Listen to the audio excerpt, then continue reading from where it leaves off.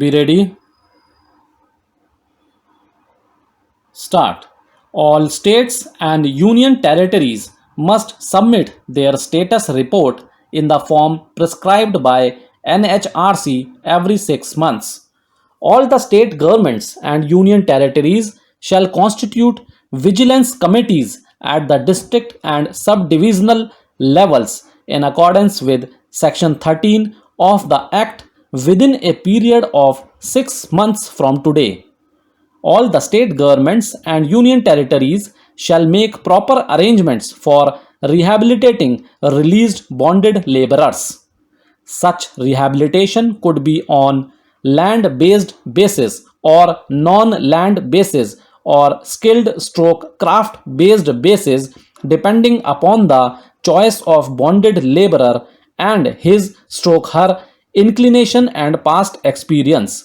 If the states are not in a position to make arrangements for such rehabilitation, then it shall identify two philanthropic organizations or NGOs with proven track record and good reputation with basic facilities for rehabilitating released bonded laborers within a period of 6 months. The state governments and union territories shall chalk out a detailed plan for rehabilitating released bonded laborers either by itself or with involvement of such organizations or NGOs within a period of 6 months. The union and state governments shall submit a plan within a period of 6 months for sharing the money under the modified centrally sponsored scheme in the case where the states wish to involve such organizations or NGOs. The state governments and union territories shall make arrangements to sensitize the district magistrate and other statutory authorities stroke committees in respect of their duties under the Act.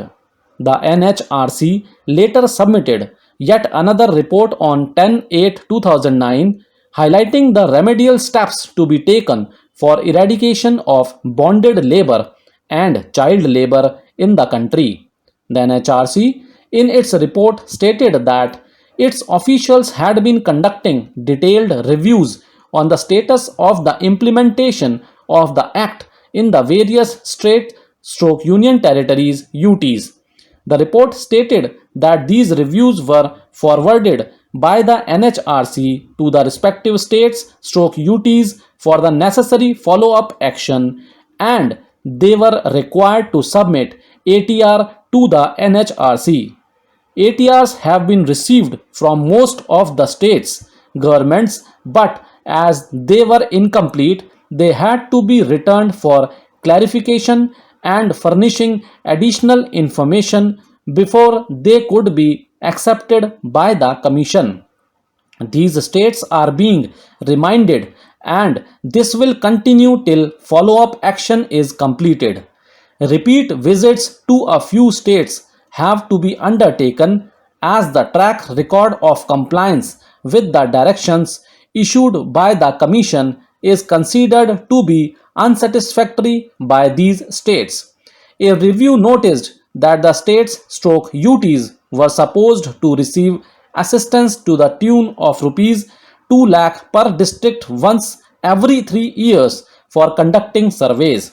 However, surveys had been conducted only a few states, that too in respect of only a few selected areas. Further, it was also noted that in many instances bonded laborers were found and reported. The district administration had relented and dropped the cases.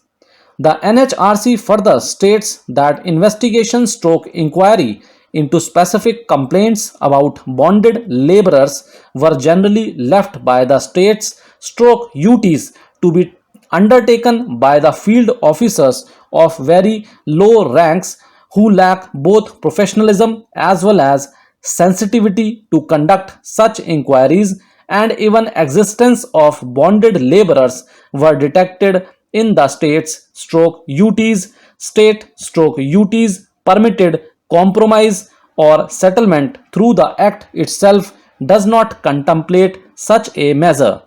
The NHRC noted with concern that one of the modes of identifying and detecting existence of bonded labor was conducting raids on households and workplaces. Thank you.